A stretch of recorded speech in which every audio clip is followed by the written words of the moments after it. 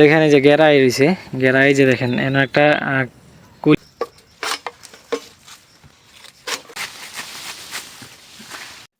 এই সে original smart Napier ঘাসের cutting.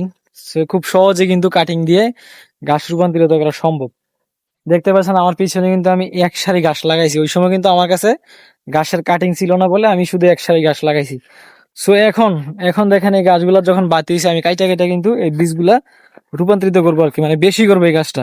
তো দেখতে পাচ্ছেন এই যে আমি কিন্তু এই যে কাটিং কাটিং করছি, এই কাটিং গুলো আজকে লাগাবো। কাটিং গুলো আজকে লাগাবো খুব সহজে কিভাবে লাগানো হয় আমি বিস্তারিত সম্পূর্ণ ভিডিওতে দেখানোর চেষ্টা করবো ইনশাল্লাহ।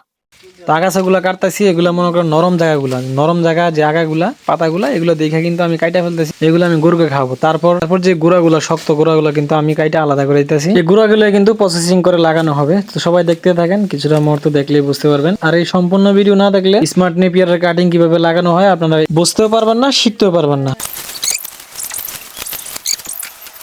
তারপরে আমি যে গাছের আগাছাগুলো রাখছি, যে পাতাগুলো রাখছি গরুকে খাওয়ানোর জন্য, সেগুলো আমি সাইজ করতেছি। কারণ এগুলো লম্বা থাকলে গরু নষ্ট করবে, খাওয়া মেজান ভেজাল হবে। তাই আমি কাইটা একটু সাইজ করে নিতেছি যেন গরুর খাইতে একটু সুবিধা বেশি। এখন আসেন মূল কাজে আসি। আমি এই জায়গায় যেটা করতেছি, আগাছা ছাড়া যে বাকি অংশটুকু, সেই অংশটুকু কিন্তু আমি 2 গিরা থেকে 3 গিরা রাইখা রেখে কিন্তু কাটিং করতেছি। আর সেই কাটিং এর নাম হইতেছে কি স্মার্ট নেপিয়ারের কাটিং। আর সেই কাটিং লাগিয়ে আমি গাছ করার চেষ্টা করবো ইনশাআল্লাহ। এই জায়গা থেকে কিন্তু গাছটা বাইরে দেবো।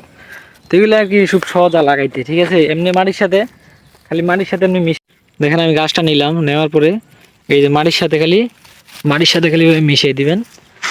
আমি এই জায়গাটা গাছ নিলাম, নেওয়ার পরে খালি মাটির সাথে মিশিয়ে দিলাম। দেখুন মিশিয়ে দিলেই হয়ে যায়, বেশি কিছু লাগে না।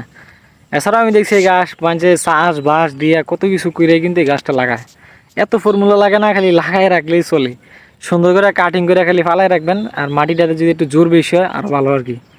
সো এই হলো আজকের পদ্ধতি, এই হলো গিয়ে পদ্ধতি যে স্মার্ট নেপিয়ার গাছ লাগানোর কাটিং কিভাবে লাগানো হয় আমি সম্পূর্ণ দেখাইলাম। সিম্পল, একদম সিম্পল, ঠিক আছে। চাইলে আপনারা ওই গাছ লাগাইতে পারেন। স্মার্ট নেপিয়ার গাছ কিন্তু প্রচুর পরিমাণে বরকত। আসলে আজকে সূর্যের আলো কিন্তু প্রচুর, ক্যামেরাতে ভালো করে তাকায় ভিডিও করতে পারতেছি না। তো ভিডিওটি এই পর্যন্তই।